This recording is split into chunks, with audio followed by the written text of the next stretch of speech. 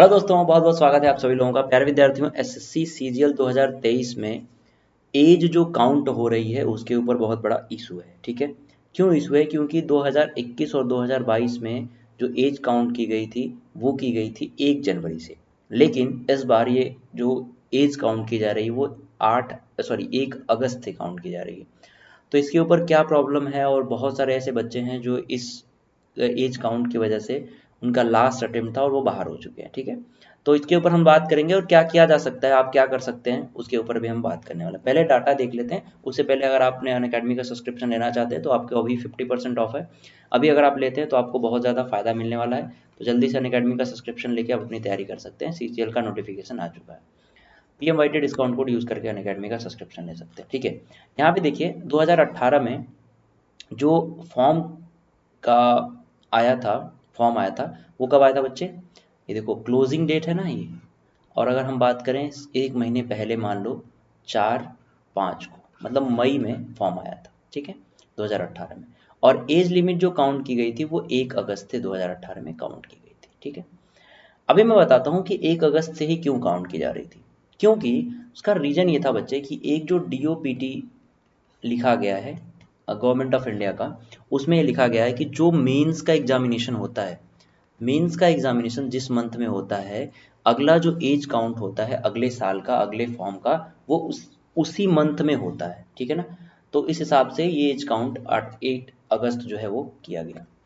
फिर अगर हम 2019 की बात करते हैं, ठीक है, आप देख रहे हो कि बात ये अक्टूबर में फॉर्म आया 2019 में। ठीक है, फॉर्म अक्टूबर में आया और एज कब से काउंट की गई बच्चे? 1/1/2020 से। यहाँ पे फॉर्म आपका मई में आया था और एज काउंट की गई थी आपकी अगस्त से।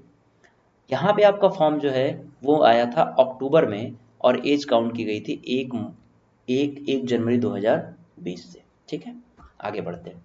अब अगर हम 2020 की बात करें तो 2020 में बच्चे जो फॉर्म आया था वो आया था दिसंबर में।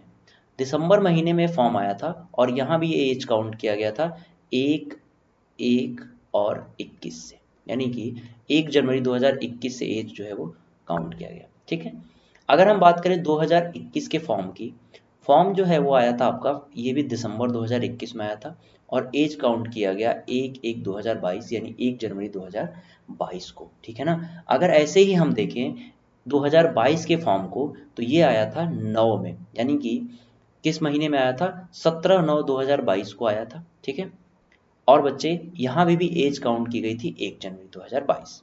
यानी जिस तरीके से फॉर्म आगे बढ़ता गया, 2020 का जो डेट काउंट किया गया था 1 जनवरी 2021 का 1 जनवरी 2022 से, 2022 का भी जो फॉर्म आया उसका भी एज जो है वो 1 जनवरी 2022 से काउंट किया गया।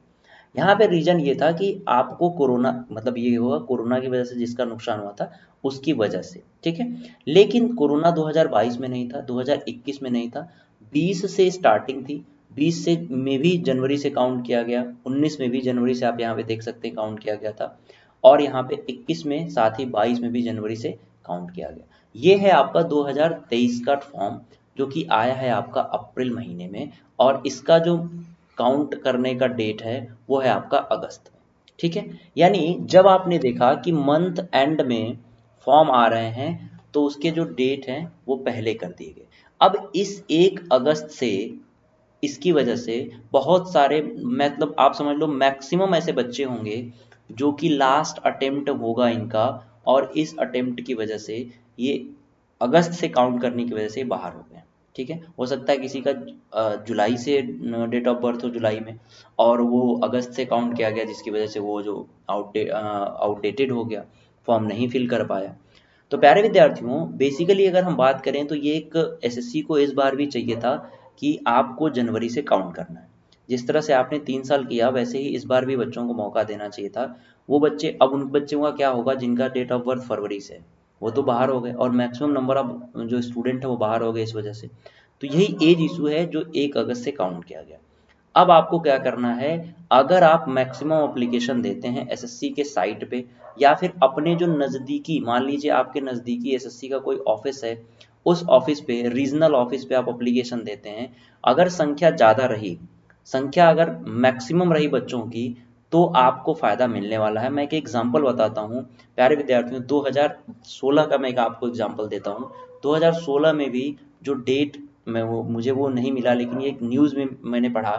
2016 में जो डेट थी वो भी 1 अगस्त से काउंट की जानी थी, ठीक है। और उसकी वजह से बहुत सारे बच्चे जो हैं वो क्या हो रहे थे, बाहर हो रहे थे। तो इस वजह से उन्होंने क्या किया, एप्लीकेशन दिया अपने रीजनल ऑफिस पे, एसएससी के साइट पे। बेसिकली अगर आप जो लेटर देते हैं, ठीक है ना, उसका ज़्यादा इफेक्ट पड़ेगा। अगर मैक्सिमम नंबर ऑफ स्टूडेंट होंगे तो फिर आपको जो है एसएससी को इस बारे में सोचने के लिए मजबूर किया जा सकता है। तो आप कर सकते हैं बच्चे कि आप जिसका भी हो वो एप्लीकेशन दे और देखें फिर क्या करते हैं एसएससी। बाकी आप सभी लोग अपनी तैयारी करते रहिए, और इस बार ये शानदार मौका है क्योंकि वैकेंसी भी हो सकता है इंक्रीज़ हो, अभी तक तो नहीं हुई है लेकिन इंक्रीज़ हो, ठीक है। और जो लोग चाहते हैं अपनी तैयारी बहुत बेहतरीन तरीके से करना, तो अनअकैडमी ज्वाइन कर सकते हैं, 50% ऑफ है। साथ ही में आपको यहाँ पे 1 ईयर का एक्सटेंशन भी मिलता है। 24 मंथ के सब्सक्रिप्शन के साथ आपको 36 मंथ का सब्सक्रिप्शन मिलेगा, और 12 मंथ के सब्सक्रिप्शन के साथ आपको 24 मंथ का सब्सक्रिप्शन मिलेगा।